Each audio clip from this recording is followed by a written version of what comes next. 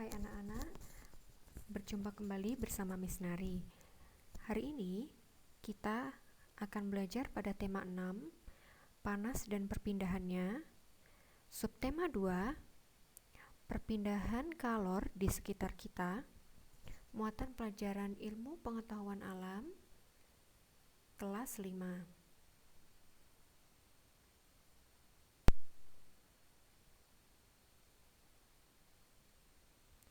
Cara-cara perpindahan kalor dalam kehidupan sehari-hari. Kalor berpindah dari benda yang memiliki suhu lebih tinggi ke benda dengan suhu lebih rendah, sehingga mencapai keseimbangan suhu.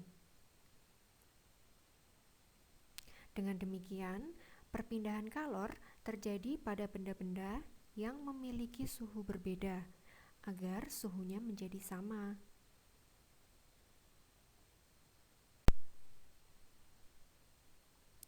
Cara perpindahan kalor dari satu benda ke benda lain tidak selalu sama. Ada 3 cara perpindahan kalor, yaitu yang pertama, perpindahan kalor secara konduksi. Yang kedua, perpindahan kalor secara konveksi. Dan yang ketiga, perpindahan kalor secara radiasi.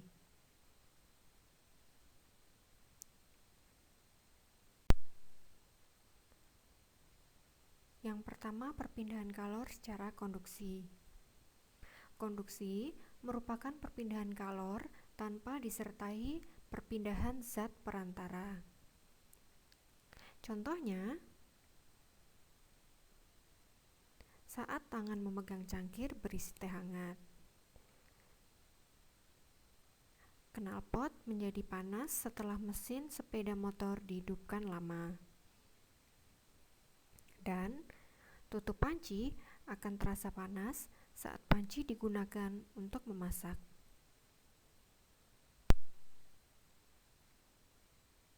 Selanjutnya, perpindahan kalor secara konveksi.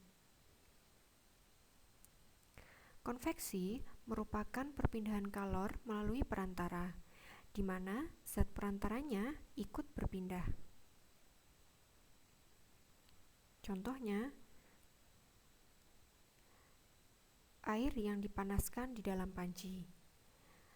Ketika memanaskan air akan terlihat seperti diaduk. Hal ini dikarenakan partikel-partikel air yang ada di bagian bawah menjadi panas dan berpindah ke permukaan. Partikel air yang berpindah ini juga diikuti oleh perpindahan kalor. Contoh selanjutnya, peristiwa angin laut dan angin darat. Angin laut adalah angin yang berpindah dari laut ke darat dan terjadi pada siang hari. Pada siang hari, matahari membuat daratan lebih panas. Akibatnya, suhu di darat lebih tinggi dan membuat partikel udara memuai. Partikel udara yang memuai menyebabkan tekanan udara di darat lebih rendah, sehingga angin dari laut yang memiliki tekanan lebih tinggi akan mengalir ke darat.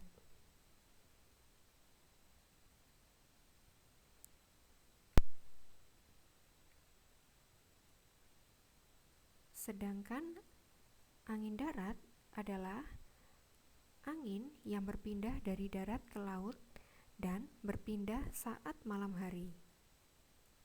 Saat malam hari, udara daratan lebih dingin daripada di laut. Suhu udara di laut menjadi lebih tinggi dan partikel udaranya memuai. Partikel udara di laut akan bergerak ke atas dan digantikan partikel udara dari darat.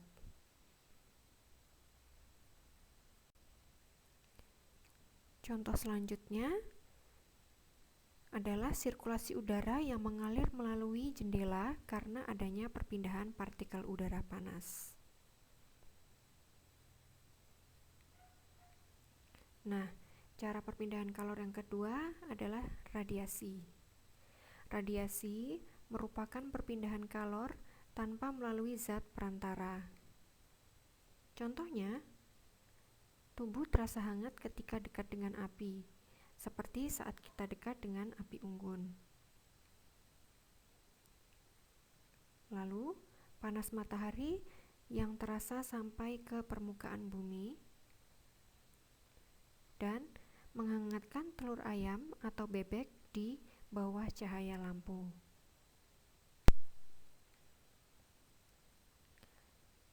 Nah, anak-anak, kita bisa menuliskan laporan pengamatan cara-cara perpindahan kalor.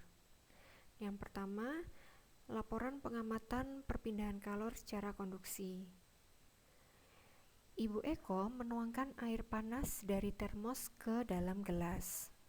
Kemudian, Eko memasukkan sendok logam ke dalam gelas tersebut. Setelah 5 menit, Eko memegang ujung sendok logam. Kira-kira apa yang Eko rasakan? Sendok logam terasa panas. Nah, percobaan ini membuktikan bahwa kalor dapat berpindah secara konduksi.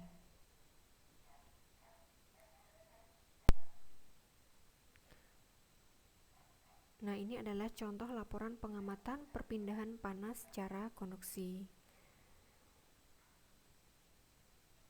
Jadi di dalamnya ada nama percobaannya, ada tujuannya, alat dan bahan apa saja yang digunakan, langkah-langkahnya, hasil percobaan, serta kesimpulannya.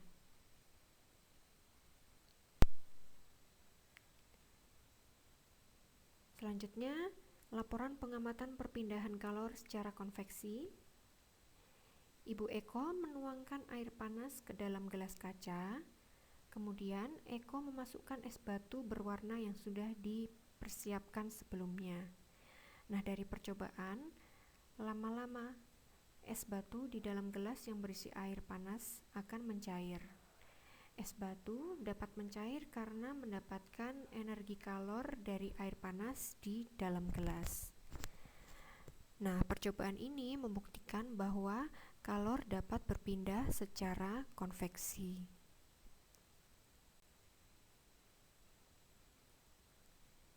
Nah, ini adalah contoh laporan pengamatan perpindahan panas secara konveksi.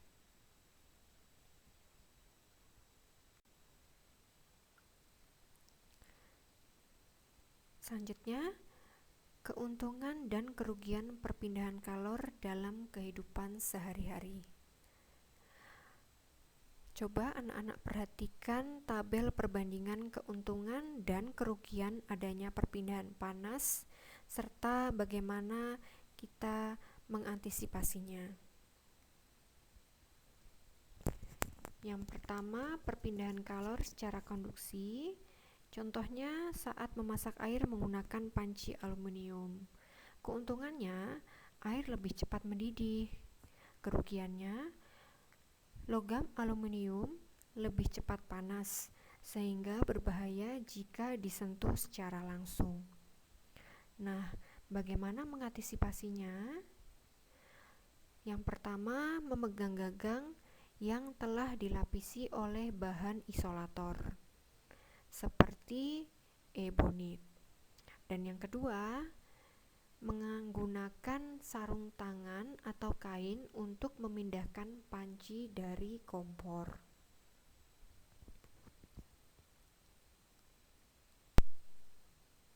Selanjutnya, perpindahan kalor secara konveksi. Contohnya, adanya aliran air saat air mendidih. Keuntungannya, air lebih cepat panas karena aliran air yang panas berasal dari dasar wadah menyebar ke seluruh bagian wadah. Nah, kerugiannya, letupan uap air mendidih berbahaya jika terkena tubuh.